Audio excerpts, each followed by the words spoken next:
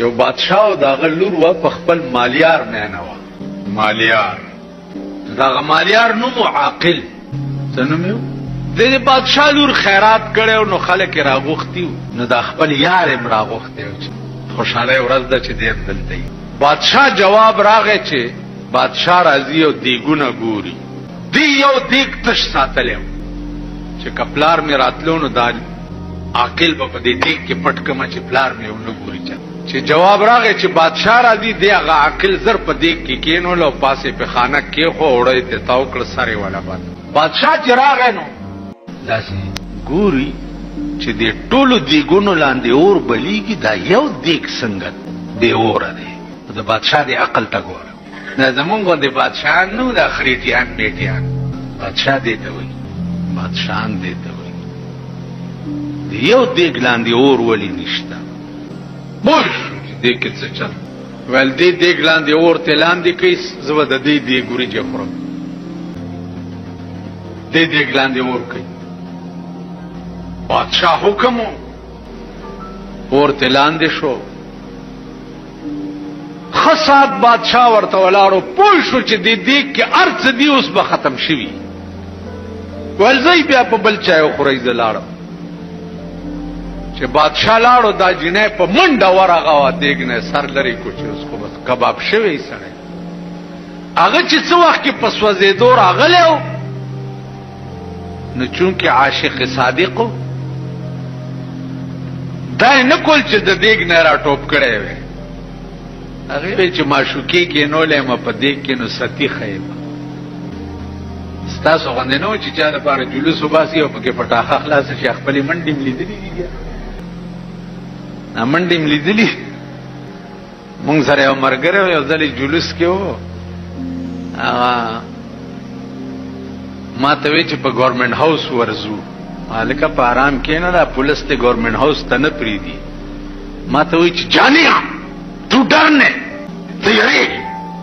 من ورزپی چې ورزپی التغیس پی ما ته وکړه چې ما ته وکړه ما ورته اشاره وکړه معلوم ده نه یو خراب وباس او چې اوس پېتی په دولاسي هغه باڼه سورته راواچولو چې خراب دی ازمون مرګره دیم ډیر غټ چې غراب به شو داسې د چنډه خوندې خپې اسمان ته ونیوي او په انکو کې وای چې یا الله میرے بچے تیرے حوالے میں تا غرق ہو گئی بچی می خدای استا په حواله دي زه خلاړم نو تاسو خپل منډي لیدلی چې پټاخه خلاص شي یا دز مزو شي د ذکر درته چې چغې ډېرې مو وای ما د ایمان پرانا پیژندلی خبره د عقل وا چې زی په دې کې کینولم ولی ټوب کم چې چا کینولم بس پرېده چې پاغې ستیش چاغې د دیګ نه سر لري کینولم بس پرېده چې پاغې ستیش چاغې د دیګ نه سر لري کو نو دا یو आवाज ته راوته د دیګ نه چې چرا کارې کو نه د عقل کې بازایت پښېمانی اے عقلا وی غریب سړی کله بادشاہ په لور نه مېنې دینو په دیګ کې به ولی ورته دي خله چې انجام دې امدا شو نو چرا کارې کو نه د عقل کې بازایت پښېمانی بجلیګر مولا چرا کارې کو نه کې بازایت پښېمانی هغه کار ولی کې چې بیا رستو پخ پیمانه وړاندې نه لګ سوچ کا وکړه وړاندې نه لګ فکر کا وکړه وړاندې نه د پیغمبر فرامینو ته سوچ کوا اتقوا مواضع التهم پیغمبر وی د تومت د زینب هم ځان بچ ساتي استاسو په ایمان وای چې تاسو په کابلای کې ما د بایسکوپ په خله کې وګورئ دا یقین به وکړي چې دینه دته بایسکوپ ته چری به نه کوي کزم د جوارګرو په پړ کې ناس تولیدم والله کې او منی چې د جواری نه دا کړي وای بچ کړي کزم د ډمې سره ناس تولیدم والله کې یقینو کوي چې د بدفعل نه دی وای بچ دې ډمې سره څه کول چې ناس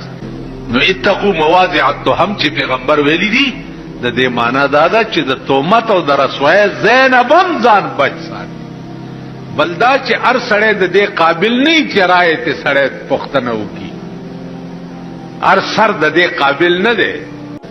او نه هر خله د دې قابل ده زمونږ د مردار ملک ار سړی ته دا حق ورکړی دی چې روره تم رای را کولی شي زه څه وکړم. د دې یو ښکلی مثال دی. تاسو کې اکثر خلقو ښځې کړي دي څه وخت کې چې د واده په ورځ ستاسو نکاح تړلی کېده ملام راوستو ګوان لاړو ښځې نه یې واک راوړو یو پکې وکیل شو دوه ګوان شو. ملا هغه وخت کې څه وایي؟ ملا هغه وخت کې ورته دا وایي چې هلکه دا پلانی د پلاني لور سره د دومره مهره تا قبوله کړې وه او قبوله دې کړه ته وایې او ما قبوله کړې وه او قبوله مې کړه. بس خبره خلاص شو. ناوې دې کور ته راوسته سبا له بیماره شوه الله ډاکټر ته یې بوزه. تا هغه وخت کې دا ویلی شي چې پرون چې د دې نکاح کېده نو ما خو مولا سره دا وعده نه وه کړې چې دا به زه ډاکټر ته هم بوزم. دا تاسو کړې وه؟ ښځو والا ووایي تا کړې ښځه؟ دې ورکه چې ورکه ته خو ګوډې که نه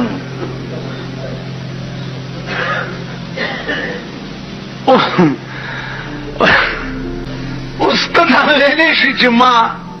هغه وخت کې دا خو نه وویلي چې ښځه مې بیماره شي خو ما ویل چې قبوله کړې مې ده د ډاکټر ذمهواري خو یې ما نه واخیستې. یا دا ښځه ووایي چې ما ته جامې پکار دي ته دا ویلی شي چې بهی ما د جامو ذمهواري نه واخیستې. دا ښځه ووایي چې ما له ځان له کور ونیسه ته دا ویلی شي چې ما د کور وعده خو نه وه کړې. دا ښځه وایي چې ورشه سیر غوښه راوړه دوه سیره ټیپر راوړه ته دا ویلی شي چې ما خو غوښه او ټیپر پکې نه دا ویلی شي که نه؟ د دغه یو ټکي د قبول سره د دې ښځې ټول لوازمات چې دي هغه ستا په سر انبار شو که نه؟ کړت پکې کولی شي او که دې کړتو کو دا ښځه در نه تښتي که نه؟ که دې کړتو که دې روټۍ کې کمی راوستو در نه تښتي که دې جامو کې کمی راوستو در نه تښتي که دې کور کې کمی راوستو در نه تښتي ته ښځه په سړک کېنولی شي؟ کېنولی شي تاسو؟ بهی د کور بندوبست به ورته وړاندې نه کړي بلکې چې کویدنو کې د کور بندوبست به ورته وړاندې نه کړي چې کویدنو کې مور او پلار به دې وایي مزدوري خواري نوکري سبا به دې ښځه بال بچ به یې کور دې وران شه څه به کې نو دوه درې کاله مخکې ورته اول ژوند جوړی نو هغې نه وروستو بیا قبوله کړي. نو آمنا چې دی ما ایمان راوړی دی او زه مسلمان یم نو د اسلام ټول مقتضیات ستا په سر انبار شو. د امنا دا معنا چې زه به منظم کوم زه به روجم نیسم که پیسې راغی زه به حجم کوم که پیسې راغی زه به زکاتم ورکوم.